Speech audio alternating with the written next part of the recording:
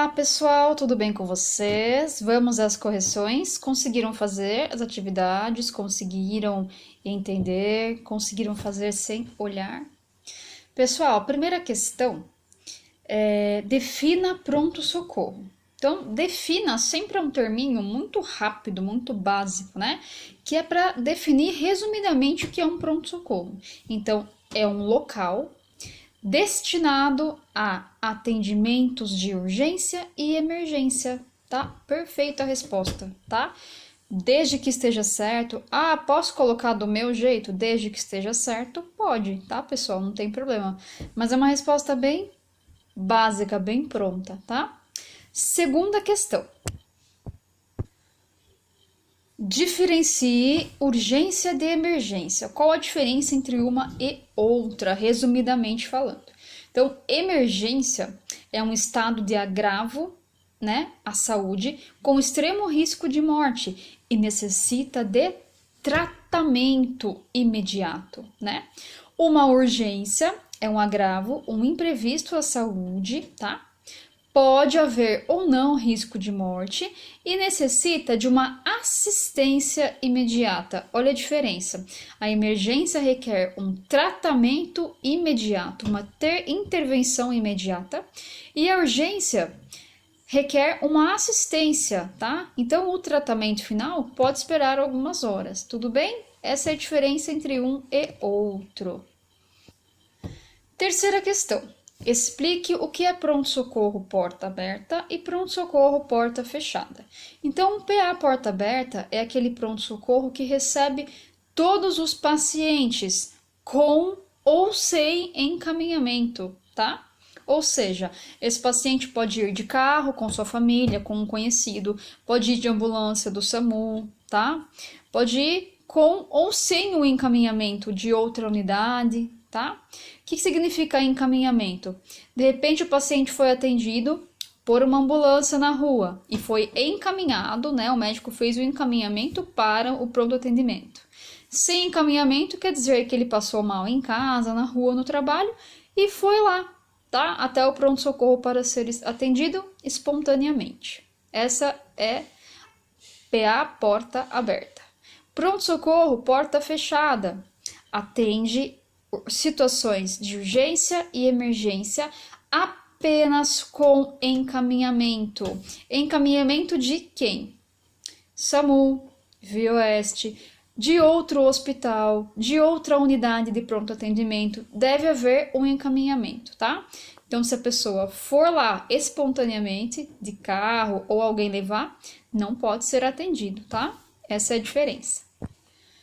Próxima questão. Cite 5 materiais que não podem faltar numa unidade de pronto atendimento.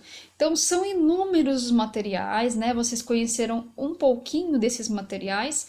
Então, eu pedi para vocês escolherem 5 para vocês relembrarem, né? Começar a exercitar, lembrar das imagens que eu mostrei, dos materiais.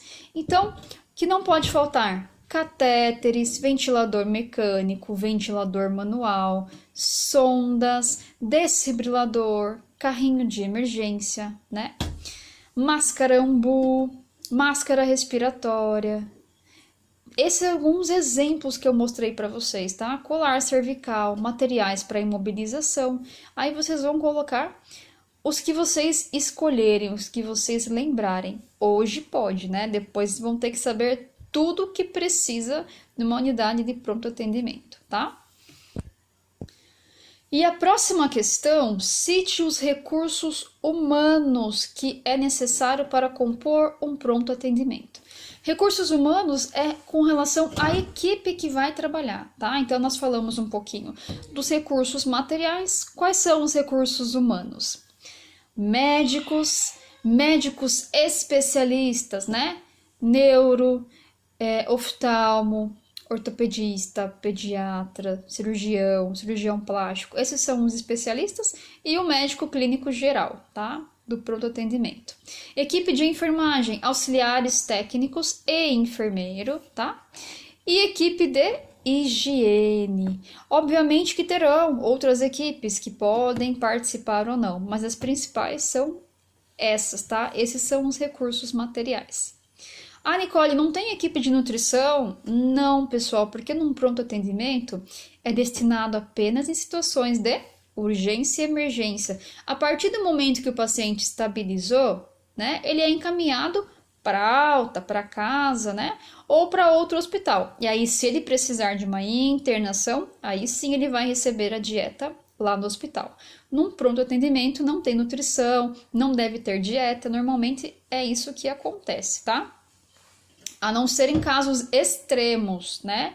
Que o pronto atendimento forneça dieta, por exemplo, para gestante, né? Quando a gestante vai no pronto atendimento, fica muito tempo sem se alimentar, não pode, né? Então acabam oferecendo uma dieta para ela, tá?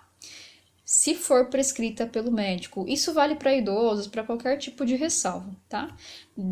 Deve haver uma equipe de nutrição, uma cozinha para ter essa oferta. Se não tiver, não terá oferta, tá? Próxima questão: cite as etapas do atendimento no pronto-socorro.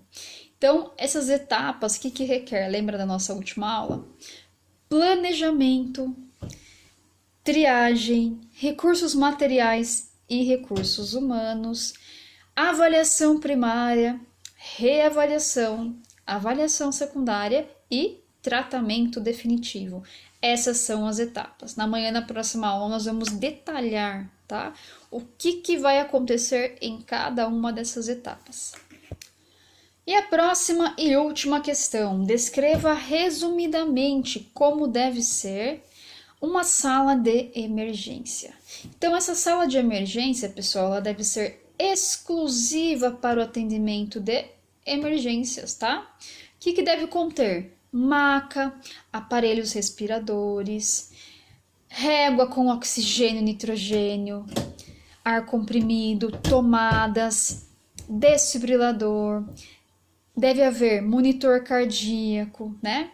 Carrinho de emergência, iluminação boa, ventilação adequada, deve haver paredes, pisos fáceis de limpar, fáceis de higienizar, não pode haver janelas, tá?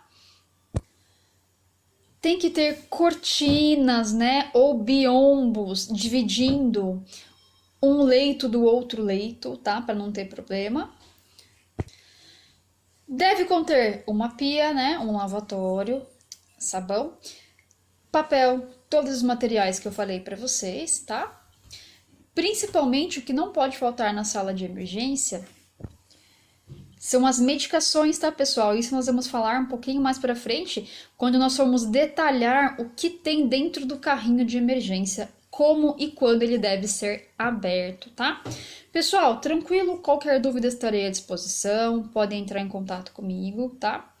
Só quero aproveitar e falar só um pouquinho como que vai ser a dinâmica dessa aula, tá? Que eu não tive tempo de falar para vocês ainda. Então, como que será a dinâmica? Então, é uma aula com uma carga horária um pouco extensa, tem muito conteúdo, tem bastante coisa, tá? A aula é dividida em momentos teóricos, muita teoria, tá? Atividades, vocês vão tirar a dúvida comigo. Eu vou aplicar 2 simulados nesse meio tempo, tá? Esses 2 simulados terão um valor, tá? Depois a gente vai combinar sobre o valor dos simuladinhos, tá? Esse valor do simulado, ele é para somar com as provas práticas, como quando nós voltarmos para a sala de aula, eu vou somar a nota do simulado com a prova prática, tá? Normalmente cada simulado vale 2 pontos, tá, pessoal? Também vou passar bastante estudo de caso para vocês. Vai ser bem interessante essas aulas. Acho que vocês vão gostar, tem bastante material. E vou estar encaminhando também alguns slides, tá? Sobre as nossas aulas, para vocês acompanharem, tá? Para poder terem contato com as imagens e os vídeos também que eu vou encaminhar, tá? Eu peço que vocês participem, que vocês acompanhem toda a aula. Ah, não consegui assistir a aula hoje? Veja amanhã, pessoal. Não deixe acumular muita aula, tá? Senão vocês vão perder a linha de raciocínio. Então, sempre acompanhem diariamente. Tentem acompanhar, tá? As aulas e qualquer dúvida que vocês tiverem, entrem em contato comigo. Então, teremos uma única prova, tá? Essa matéria é uma prova só que eu aplico e é no final de tudo, tá? Nesse meio tempo, vou passando atividade, simulado, estudo de caso, tá?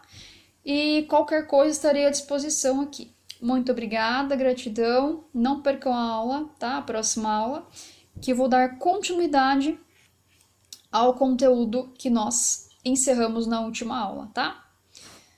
Pessoal, um beijo para vocês, muito obrigada.